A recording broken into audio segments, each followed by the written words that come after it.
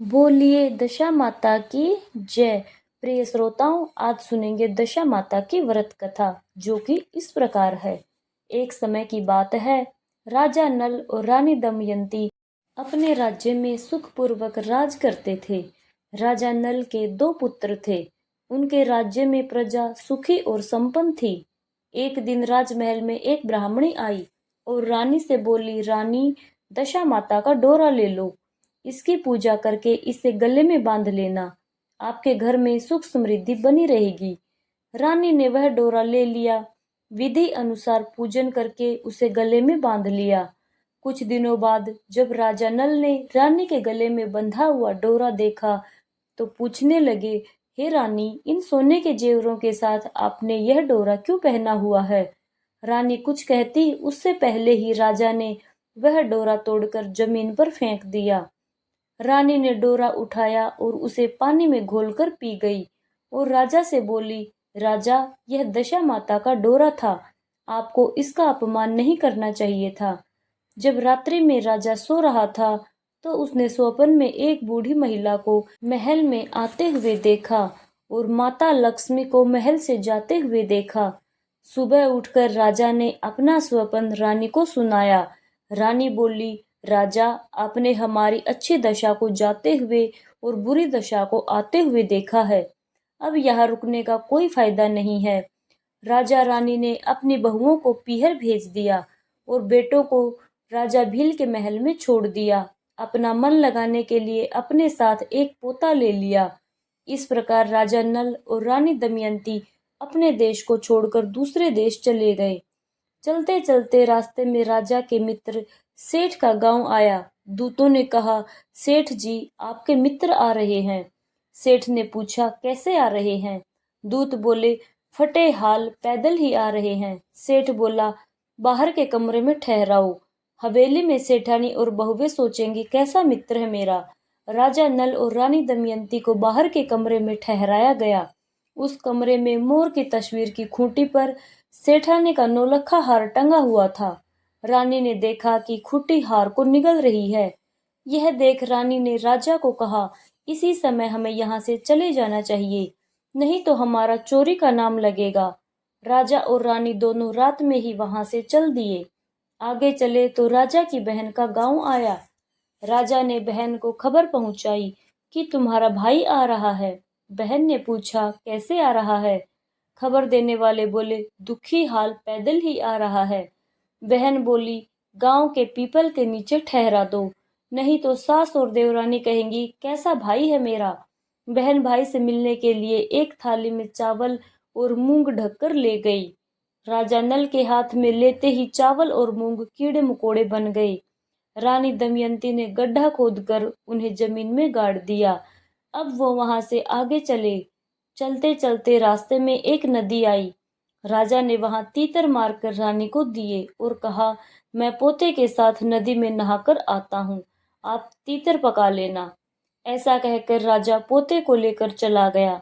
जब राजा वापस आया तो रानी ने कहा, राजा, पके हुए तीतर हांडी से उड़ गए।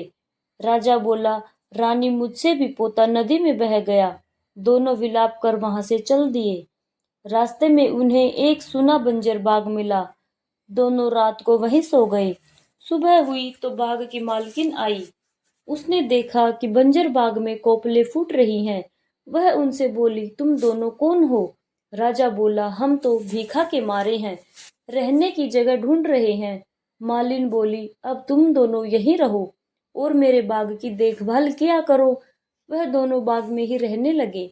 दिन बीतते गए। ऐसे ही होली का दिन आया। राजा जब कुएं से पानी भरता तो बार बार पानी में कुछ आता तो राजा उसे वापस कुएं में फेंक देता। रानी राजा से बोली, राजा, यह बार बार क्या आता है जिसे आप फेंक देते हो? राजा बोला, रानी, पानी में एक सूत की कुकड़ी और हल्दी की गांठ न जाने कहां से बार बार आ जाती है। रानी बोली, राजा, अगर इस बार आपके पानी में कुकड़ी और गांठ आए तो आप मुझे दे देना। राजा बोला, दमयंती, पहले ही तुम्हारे इस काम कुमन से आज हमारी यह दशा हो गई है। अब तुम फिर वही सब करना चाहती हो। राजा के पास फिर से वही दोनों चीजें पानी में आई।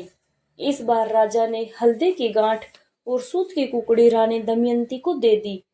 रानी ने होलिका दहन के वक्त होली की झल दिखाकर दशा माता का डोरा लिया। कुछ दिनों राजा रानी से बोला, रानी, इस नगर के राजा के स्वयंवर है, मेरे कपड़े धो देना, मैं वहां जाऊंगा। रानी बोली, राजा, आप इस दशा में भी वहां जाएंगे? राजा बोला, रानी, दशा ही तो खराब आई है, दिल तो राजाओं का है। राजा स्वयंवर में पहुंचा। राजकुमारी ने सारे राजा और राजकुमारों को छोड़कर राजा नल को हार पहना दिया। वहां मौजूद सभी लोग हैरान रह गए। विद्वानों की सलाह से एक बार फिर राजकुमारी से अपना वर चुनने को कहा गया। राजकुमारी ने फिर से राजा नल को ही हार पहनाया। नगर के राजा बोले, ऐसे ही तो मैं अपनी बेटी की शादी इस माली के नौकर से नहीं करूंगा। फिर एक प्रतियोगिता रखवाई गई।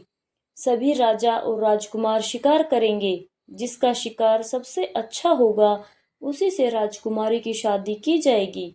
सभी तैयार हो गए। राजा नल को बूढ़ा घोड़ा और जंग लगी तलवार दी गई। राजा बोले, यदि मैं असल राजपूत हूं तो धारदार तलवार हो जाए और यह घोड़ा भी स्वस्थ हो जाए। ऐसा कहकर राजा ने घोड़े को एक थपकी मारी।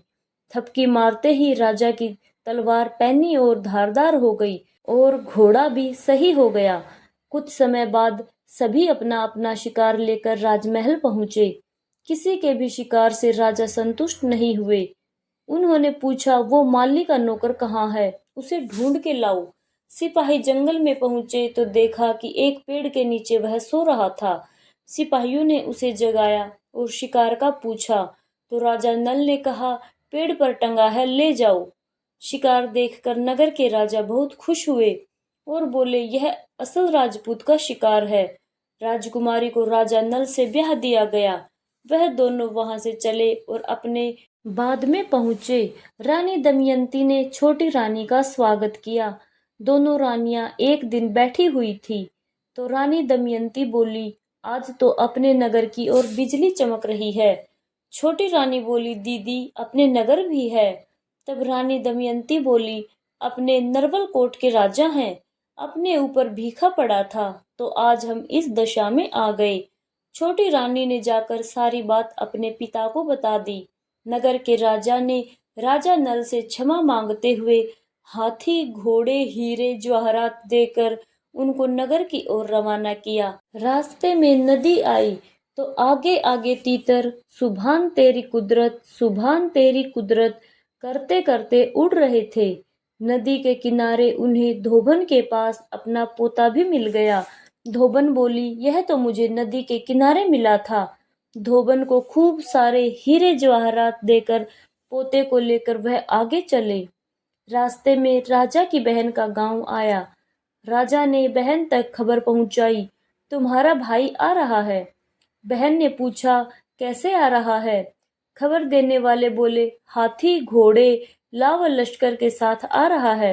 बहन बोली, महल में ले आओ। भाभी बोली, नहीं भाई साहब, हम तो उसी गांव के पीपल के नीचे रुकेंगे। बहन कई पकवान बनाकर वहां ले आई। तब रानी दमयंती ने जमीन में गड़े चावल निकाले तो वह सब हीरे मोती बन गए थे। वह ननंद को देते हुए बोली, बाई जी, आपकी अमानत हम यही छोड़ गए थे। बहन को खूब हीरे जवाहरात देकर वहां से आगे चले। रास्ते में राजा के मित्र सेठ का गांव आया। सेठ तक खबर पहुंचाई गई, सेठ जी, आपका मित्र आ रहा है। सेठ जी बोले, कैसे आ रहा है? खबर देने वालों ने कहा, हाथी, घोड़े, लाव लश्कर के साथ आ रहा है। सेठ जी बोले, लाओ मेरी हवेली में ले आओ। राजा नल बोले, हवेली में नहीं, हम तो बाहर के कमरे में ही ठहरेंगे। सेठ जी ने उनके लिए हलवा और पकवान बनवाए। रानी दमयंती ने खूंटी के पास हलवा रख दिया तो खूंटी ने हलवा निगल लिया और सेठानी का 9 लखा हार उगल दिया। राजा अपने मित्र सेठ से बोला, मित्र, हमारी दशा खराब आई थी। जो खूंटी हार निगल रही थी, अब वही खूंटी हार उगल रही है और हम पर चोरी का इल्जाम लगा। इसके बाद राजानंद अपनी रानियों के साथ भील राजा के पास पहुंचे। वहां से अपने पुत्रों को साथ लेकर अपने नगर की ओर चल दिए। जब अपने नगर के निकट पहुंचे तो नगर वासियों ने लाव लश्कर देखकर सोचा, हमारे राजा तो यहाँ है ही नहीं और किसी राजा ने हमारे नगर पर आक्रमण कर दिया। तब उन्होंने नगर वासियों तक सूचना पहुंचाई कि आपके राजा नर और रानी दमयंती आ रहे हैं। सभी ने उनका आदर सत्कार किया और गाजे बाजे के साथ उन्हें महल तक पहुंचाया। राज्य का पहले जैसा ठाठ बाट हो गया और सभी सुखपूर्वक रहने लगे। बोलिए दशा माता की जय। प्रिय श्रोताओं, तो यह थी दशा माता के व्रत की कथा। उम्मीद है कि यह वीडियो आपको पसंद आई होगी। अगर यह वीडियो आपको पसंद आई है तो इसे लाइक, कमेंट और शेयर, सब्सक्राइब जरूर करें और कमेंट में दशा माता की जय लिखना ना भूलें। धन्यवाद। आप सभी का दिन शुभ और मंगलमय हो। दशा माता की कृपा हम सब पर और हमारे परिवार पर बनी रहे। बोलिए दशा माता की जय।